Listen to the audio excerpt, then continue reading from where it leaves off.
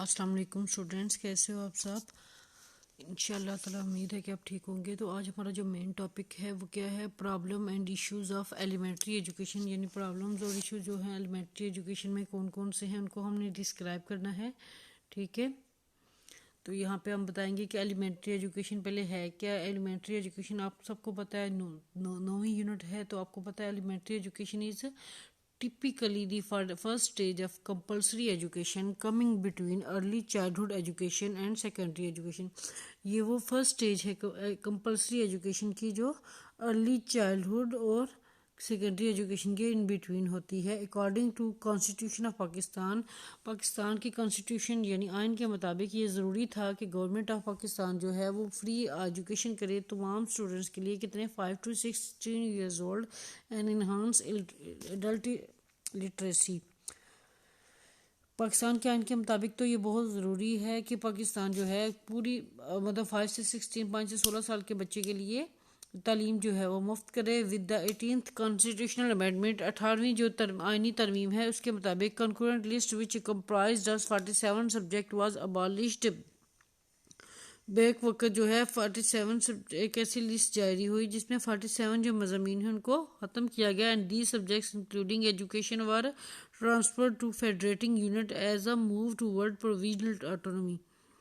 लेकिन इसको फिर मूव करने के बाद क्या किया था, एजुकेशन को ट्रांसफ़र किया था फेडरेशन के अंदर, फेडरल के अंदर। ठीक है, वो टूवर्ड प्रोविजनल ऑटोनॉमी, फिर ताकि वो सूबाई हुकूमतों की तरफ मूव कर सके। कहते हैं कि 18th जो अमेंडमेंट है उसमें 47 जो सब्जेक्ट्स उनको अबॉलिश किया गया और जो एजुकेशन है उसको फेडरल से प्रोविजनल की तरफ मूव करवाया गया।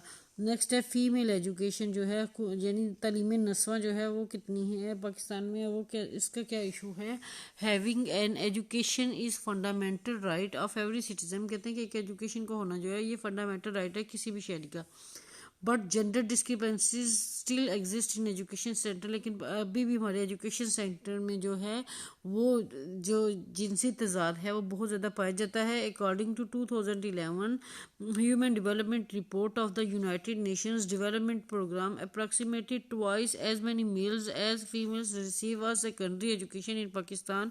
कहते हैं कि 2011 में जो ह्यूमन डेवलपमेंट रिपोर्ट है यूनाइटेड नेशन डेवलपमेंट प्रोग्राम की, उसके मुताबिक है कि ऑलमोस्ट ट्वाइस जितने मेल्स हैं फीमेल्स की निस्बत ट्वाइस डबल हैं कि एक सेकेंडरी एजुकेशन पाकिस्तान में हासिल कर ले रहे हैं। And public expenditure on education amount to only 2.7% of the GDP of the country. लेकिन पाकिस्तान में जो पब्लिक एजुकेशन के एक्सपेंडिचर हैं वो जस्ट 2.7% हैं। जेंडर रोल क्या है पाकिस्तान में, तो पैट्रियार्कल जो वैल्यूज़ हैं यानी ये बुजुर्गना जो इक़दार हैं heavily govern the social structure in Pakistan society. Pakistan में जो बुजुर्गों के इक़दार हैं उस पर पुरानी जो इक़दार हैं उन पर ज़्यादातर यूज़ किया जाता है, उन्हीं की हुकूमत चलती है। Specifically a women is expected to take care of the home as wife and mother. और इसके बारे में औरतों के बारे में सिर्फ यही समझा जाता है कि वो सिर्फ एक बीवी या माँ की तरह घर का ख्याल रखिए। Whereas male dominate outside the home as a bread winner. लेकिन जो मेल आदमी होते हैं जो वो बाहर, मर्द जो हैं वो बाहर कमाने के लिए बाहर निकलें और वो डोमिनेंट हों। Men and women are conceptually segregated into two distinct worlds। जो जेंडर रोल पाकिस्तान में जो है औरत और मर्दों के लिए स्पेशली अलग अलग वर्ड यूज़ किया जाता है। और the household resources are allocated in the favour of sons due to their role in society outside the home. तो घरेलू जितने भी काम होते हैं वो लड़कियों के मतलब जितनी भी अशिया आती हैं जायदाद वगैरह वो लड़कियों के फेवर में की जाती है, क्योंकि कहते हैं कि उनका सोसाइटी के बाहर बहुत सा काम होता है। Therefore education for boys is prioritize over girl. लेकिन इसी वजह से लड़कों की जो तालीम है उससे लड़कियों से फोकस किया जाता है, प्रायोरिटी दी जाती है। Because it is perceived that boys must be equipped with education skill to compete for resource in the public area, while girls have to specialise in domestic skill to be good mother and wife.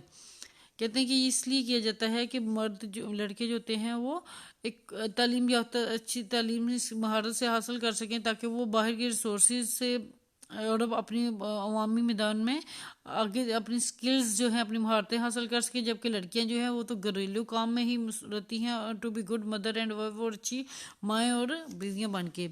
Hence education is not perceived as being important for girls. इसी वजह से औरतों की जो तालीम है उसे बहुत ज़्यादा वैल्यू नहीं दी जाती। तालीम नस्बा में पाकिस्तान पर इतना फोकस नहीं किया जाता। इम्पोर्टेंस ऑफ फीमेल एजुकेशन, लेकिन ये पहले की बातें, अब तो फीमेल एजुकेशन जो है वो काफ़ी ज़्यादा हो चुकी है। या ऑलमोस्ट 40 to 70% गर्ल्स, 70% तक गर्ल्स होती हैं और मेल जो है वो बहुत कम होते हैं। हमारे मास्टर्स लेवल पे, यूनिवर्सिटी लेवल में भी ऐसे ही चल रहा है, लेकिन पहले ये आज से कुछ साल पहले की जो बातें ये बताई जा रही हैं, ठीक है। उसके बाद importance of female education. Female education की इम्पोर्टेंस क्या है? Education has been a central significance to the development of human society. Education जो है इसकी मरकजी हैसियत है कि ह्यूमन सोसाइटी में डेवलपमेंट के लिए। It can be beginning not only of individual knowledge, information and awareness, but also a holistic strategy for development and change. ये जो है इसे बिगिनिंग इंडिविजुअल नॉलेज, इंफॉर्मेशन और अवेयरनेस के लिए नहीं, but also a holistic strategy है ताकि वो डेवलपमेंट कर सके, चेंज कर सके। Education is very much connected to women's ability to form social relationship on the basis of equality with others and to achieve the important social good for self-respect. Education जो है ये connect होती है women's की ability के साथ ताकि वो अपनी सोशल रिलेशनशिप जो है स्ट्रॉन्ग कर सके on the basis of equality of with other, दूसरों के साथ मिलते हुए, and to achieve the important social good of self respect, और सेल्फ रिस्पेक्ट जो अटेन कर सके। पाकिस्तान में दूसरा जो मसला है वो रूरल और अर्बन का डिफरेंस भी है। ये 2006 में क्या है, literacy rate in urban area were recorded 58.3%। 2006 की जो के मुताबिक क्या है कि लिटरेसी रेट जो शहरी इलाकों में है वो 58.3%, जबकि रूरल एरिया में 28.3% था, जिनमें से सिर्फ 12% जो है वो रूरल वीमेन के है। An interesting factor in this context is that female enrollment was recorded highest at the primary level। लेकिन एक और इंटरेस्टिंग फैक्टर जो है वो ये है कि फीमेल जो इनरोलमेंट है वो प्राइमरी लेवल पे हाई है, but it progressively decreases at secondary, college and tertiary level. और फिर ये सेकेंडरी, कॉलेज और टर्शियरी लेवल पे आहिस्ता आहिस्ता कम होता जाता है। It was estimated that less than 3% of the 17 to 23 age group of girls have access to higher education. कहते हैं कि ये अमूमन अंदाज़ा लगाया गया कि 3% जो है, 3% से भी कम जो फीमेल हैं वो जो 17 to 23 एज ग्रुप में होती हैं वो हायर एजुकेशन में जाती हैं, ठीक है। नेक्स्ट, ड्रॉप आउट क्या है, इसकी डेफिनेशन क्या है, हम ये देखेंगे, ठीक है। Drop out is defined as any student who leave school for any reason before graduation और completion of program of studies without transferring to another elementary और सेकेंडरी स्कूल। ड्रॉप आउट को कैसे डिफाइन किया गया है कि कोई भी स्टूडेंट जो किसी भी वजह से अपनी एजुकेशन जो है ग्रेजुएशन होने से या कंप्लीट होने से पहले ही बगैर किसी दूसरे स्कूल में दाखिले के एजुकेशन को छोड़ दे, इसको हम ड्रॉप आउट कहते हैं। While the number of out of the school children in Pakistan has decrease by 1 million from 25 million to 24 million and drop out rate has decreased over last year. Almost half of the all children between the age of 5 and 16 are out of school and more than 18 million have never seen the inside of the classroom. कहते हैं कि पाकिस्तान में जो है drop out scene भी बहुत ज़्यादा ratio पाई जाती है। 5 million से 24 million जो है ड्रॉप आउट होते हैं। ऑलमोस्ट कहते हैं तमाम आधे जो बच्चे होते हैं वो 5 से 16 साल की उम्र में जो स्कूल में पढ़ने वाले जो होते हैं वो ड्रॉप आउट हो जाते हैं और वो क्लास में नजर, और 18 million जो है वो तो क्लास में नज़र भी नहीं आते। जेंडर जो डिस्पैरिटी है, यानी ये जो जिनसी तजाद है, ये भी एविडेंट है स्कूल इनरोलमेंट रेल में। With over half of all girls out of school compare to 43% of the boys. Next, enrollment, the greatest challenge. Nearly 24 million, 47% of Pakistan's estimated 51 million children between the age of 5 and 16 are out of school. while dropout rate in is a serious concern, enrollment remain the major challenge। और जो dropout rate है वो बहुत serious है, ठीक है, major challenges में आया जा रहा है, क्योंकि 24 मिलियन यानी 47 जो Pakistani estimated 50 million children between the age of 5 and 16 जो है वो स्कूल से बाहर होते हैं, 5 से 16 साल की एज वाले।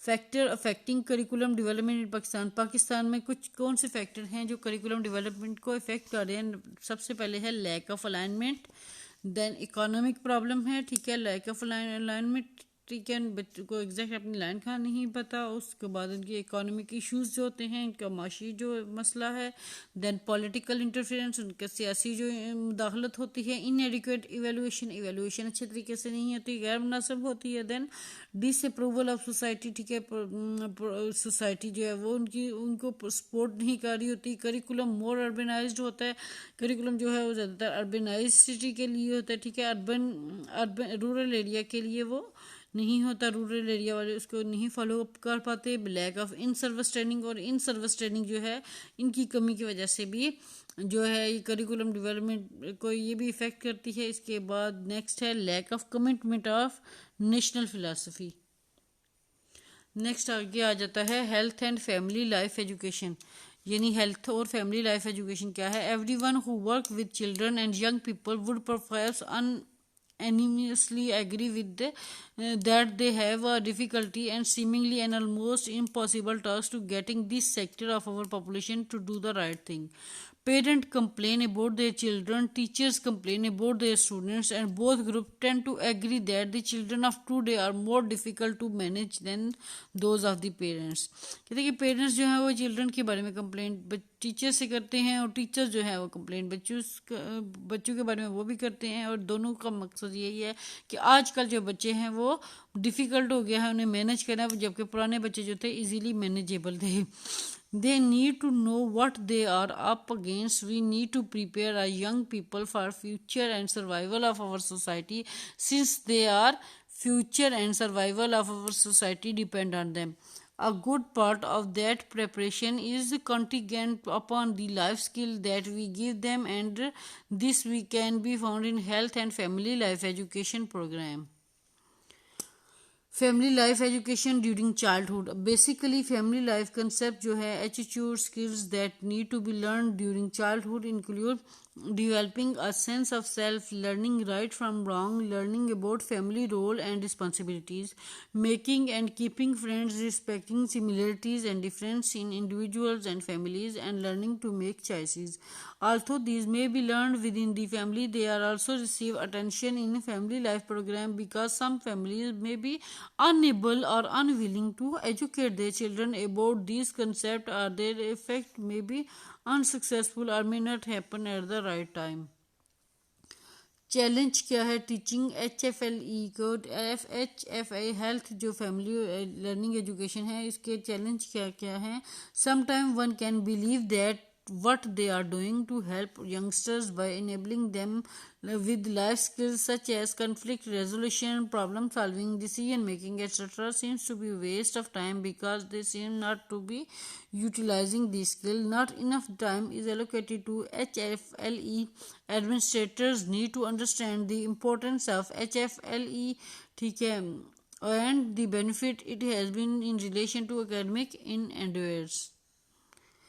HFLE is not only for specialists. If we are to effectively fight the enemy, everyone has to be involved. We cannot afford not to have all hand on deck. All adults within the school system need to know about HFLE. ये जो है ये सिर्फ specialist के लिए नहीं, ये सब के लिए है, ठीक है। Some HFLE practitioners need to be more in turn with the youngsters. One cannot be surprised with what they are being succession. They need to know young people better and pressure than that they face.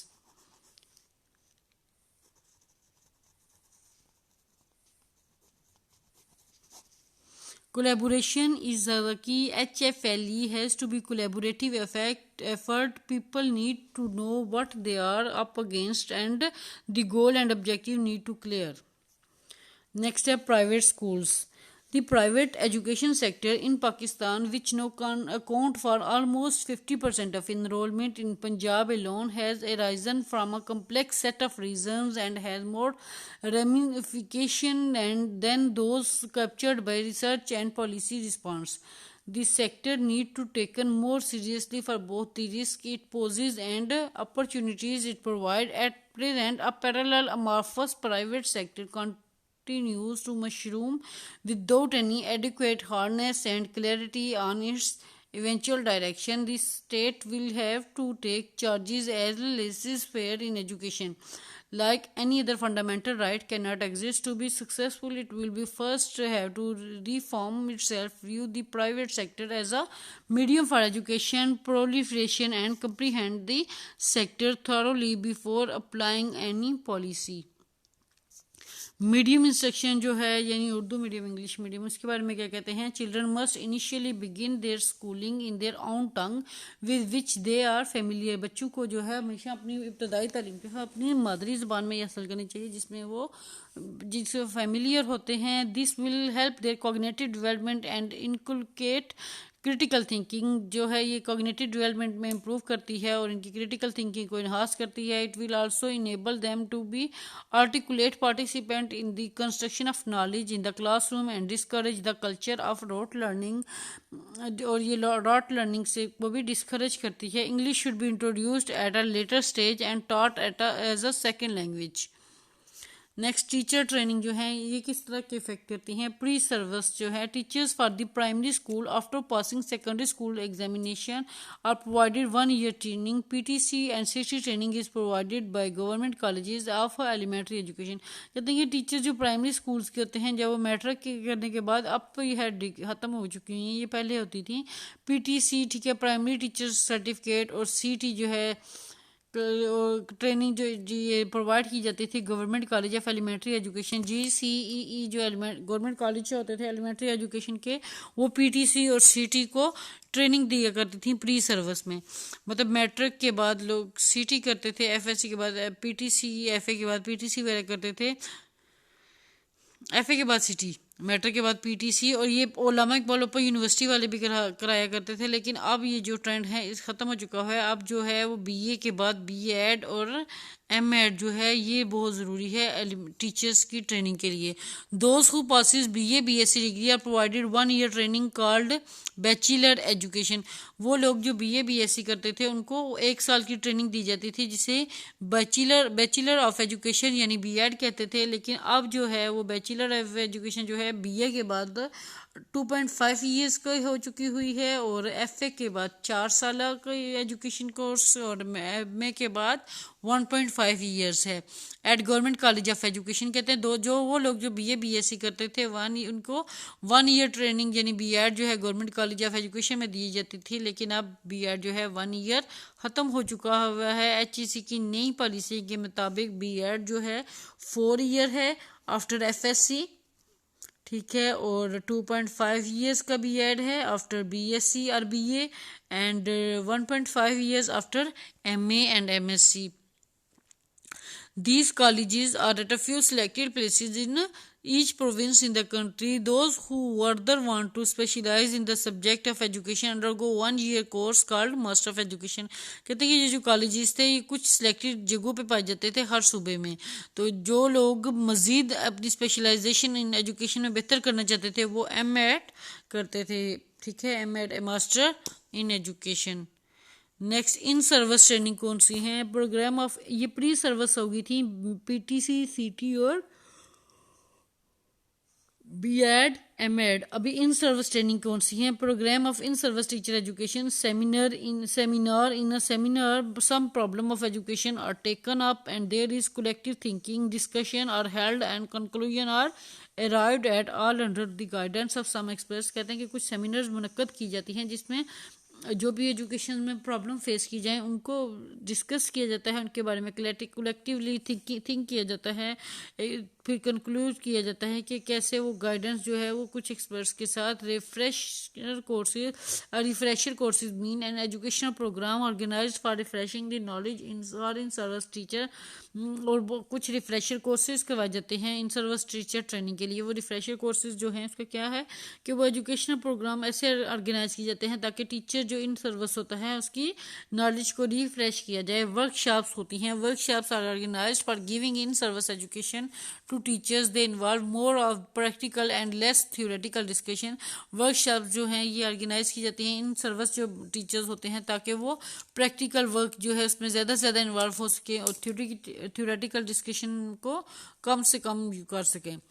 Next आ जाता है इन service training programme कौन से हैं। When teachers join teaching profession they just have a degree of completion of their pre service training, they do not know anything about the actual classroom. कहते हैं कि जब teacher जो है टीचिंग प्रोफेशन को ज्वाइन करता है तो उनके पास जस्ट डिग्री होती है, उनके पास एक्सपीरियंस नहीं होता, ठीक है। दैट्स वाई उनके एक्चुअल क्लासरूम में क्या है वो इस बारे में बिल्कुल भी नहीं जान रहे थे। एक्चुअल क्लासरूम में ऑलमोस्ट 1 to 2 years एक्सपीरियंस जो है उसके बाद बंदा इफेक्टिव होता है। Some time they have no idea about the problem which they are going to meet in future while teaching the class. बाज़ औक़ात तो ऐसे भी होता है कि टीचर जो नई क्लास ज्वाइन करता है उन्हें बिल्कुल आइडिया भी नहीं होता कि कौन सी प्रॉब्लम जो है वो फेस कर रही हैं क्लास के दौरान।